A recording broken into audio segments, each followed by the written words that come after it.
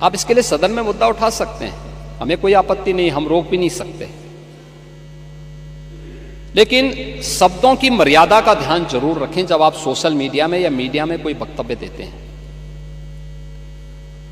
दूसरा, जब आप कोई टिप्पणी करते हैं कि हजारों की संख्या में मौत हो गई, अलग अलग लोगों ने, समाजवादी पार्टी के नेता भी थे, कांग्रेस के नेता भी थे, जिन्होंने इस प्रकार के गैर जिम्मेदाराना बयान दिए।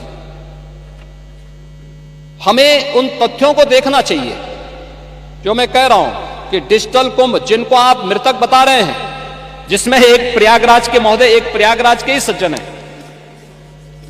हम उनको भी दे रहा हूं, भगदड़ में जिसे मृत माना वो 13वें के दिन घर पहुंचा, ये प्रयागराज के हैं,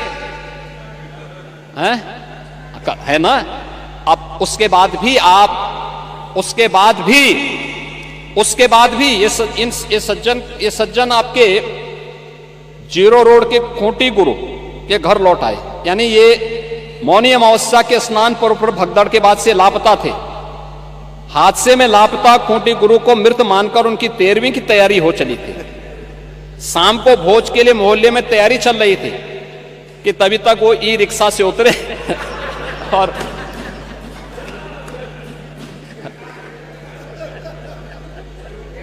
अब बताओ, ये दुष्प्रचार आप ही लोग कर रहे थे।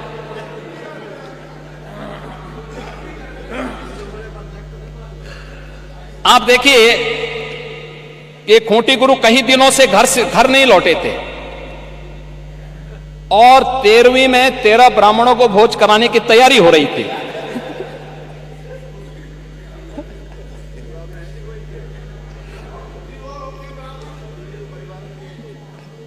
खूंटी गुरु ई रिक्शा से उतरे और उनको देखने के लिए पूरा आयोजन ही निरस्त करना पड़ा। फिर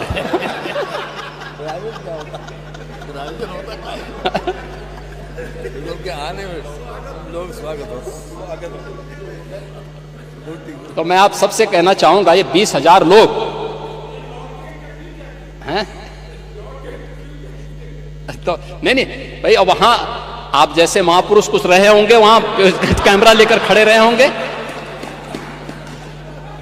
होंगे देखने के लिए कि अब इसके बाद लोगों के कमेंट लेंगे, लोगों से बुलवाएंगे कि देखिए साहब सरकार कोई व्यवस्था नहीं कर पाई, हो गया। और तब तक वे स्वयं ही प्रत्यक्ष रूप से मूर्त रूप में प्रकट हो गए। उन्होंने कहा बे ये नमूनों पे विश्वास मत करो, ये झूठ के सौदागर हैं। मैं तो अभी जीवित हूं, मैं तो ऐसे भंडारे का आनंद ले रहा था पूरे प्रयागराज। तो मैं इसीलिए कह रहा हूं पांडे जी, मैं इसीलिए कह रहा हूं महाकुंभ में कोई भूखा नहीं रह सकता। और हिंदुस्तान का पेट इतना बड़ा है, हमारी तो परंपरा है। अब गुरुद्वारा में जाइए, किसी मठ में मंदिर में जाइए, लंगर फ्री में चलते हैं। कोई भी आएगा उसकी जाति नहीं पूछी जाती, पंथ नहीं पूछा जाता, क्षेत्र नहीं पूछा जाता, भाषा नहीं पूछा जाता, वो केवल इशारों से कर देगा। लोग सम्मानजनक से अतिथि मानकर उसका सम्मान करते हैं। ये भारत है, मान पूर्णा की हम पूजा करते हैं। आप क्यों भारत को बदनाम कर रहे हैं? मुझे अफसोस होता है, आप भाजपा से लड़ते भारत से लड़ने लगते हैं। मैं एक वक्तव्य आपका दिखा रहा हूं, आपके समाजवादी पार्टी के अध्यक्ष का वक्तव्य है, और वो वक्तव्य है बहुत दुर्भाग्यपूर्ण वक्तव्य है। ये वक्तव्य है श्री अखिलेश यादव का। महोदय, उन्होंने कहा है कि हमारा देश कभी विकसित भारत नहीं बन सकता। ये देखो ना, ये क्या है? ये यानी एक राजनीतिक दल अपने देश के प्रति इतनी दुर्भावना रखता है, और इसलिए देश अब इस बात को कहने लग गया है कि अगर श्री राहुल गांधी की उपस्थिति भाजपा की जीत की गारंटी है, तो उत्तर प्रदेश में से अखिलेश यादव की उपस्थिति भाजपा की जीत की निश्चित गारंटी है।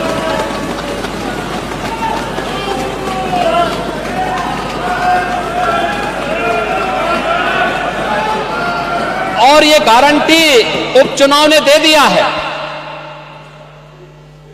ये उपचुनाव दे चुका है, और ठीक ही बात है भाई, पप्पू और टप्पू में बहुत अंतर थोड़ा है। नाम का असर होता है। चच्चू ने वैसे थोड़ा नाम रखा है।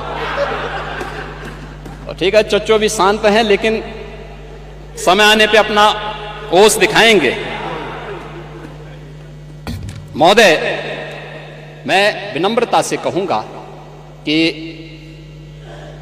महाकुंभ पे राजनीति न करें, अपनी बात को रखें शालीनता के साथ, मर्यादा के साथ।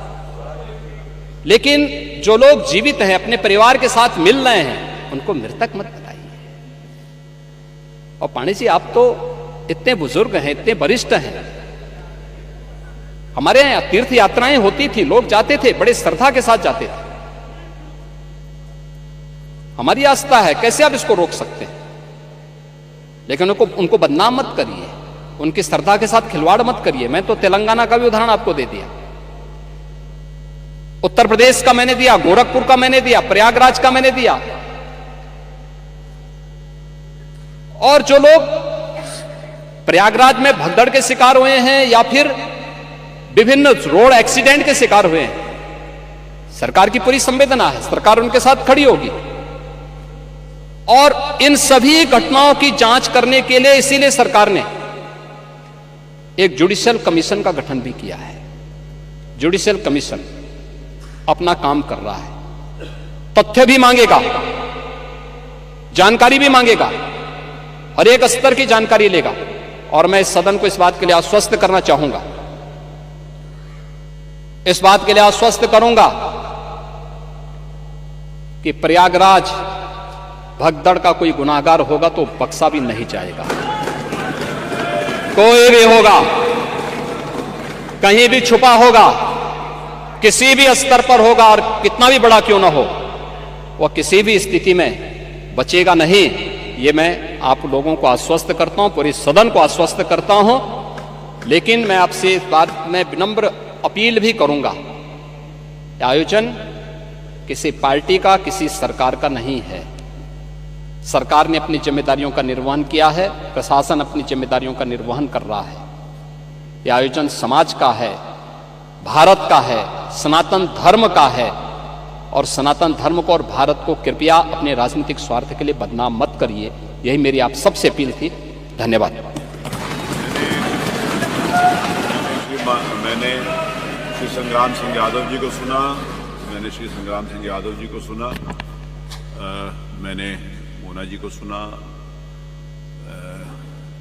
डॉक्टर वर्मा को सुना, पांडे जी को सुना, मनोज जी, मैंने माननीय मुख्यमंत्री जी को सुना है। ये जो भी विषय यहाँ पर आया था उसका विस्तार से जवाब माननीय मुख्यमंत्री जी ने तथ्यों के साथ दिया है, अतः मैं इस सूचना को अग्राह्य करता हूँ। अगली सूचना श्री कमाल अख्तर, श्री राम सिंह पटेल, श्री जियाउद्दीन रिजवी, 3 लोगों का नाम है। इन 3 लोगों में से कौन लोग बोलेंगे? कमाल अख्तर, नहीं आपका नाम नहीं है सूचना में। नहीं, आपके बोलने थोड़ी होगा, नाम देने नोटिस के हिसाब से होता, बोलने के हिसाब से नहीं होता जी। नोटिस जो आपने दिया है, आप ही के दस्तखत से नोटिस आया है। हाँ हाँ, नोटिस में जिसका नाम होगा, ग्राह्यता में कोई चर्चा तो हो नहीं रही। नहीं चर्चा नहीं हो रही, तो मैं रख देता हूँ सर। आप रखिए। धन्यवाद अध्यक्ष जी, आपने इस महत्वपूर्ण विषय पर मुझे बोलने का मौका दिया। अध्यक्ष जी,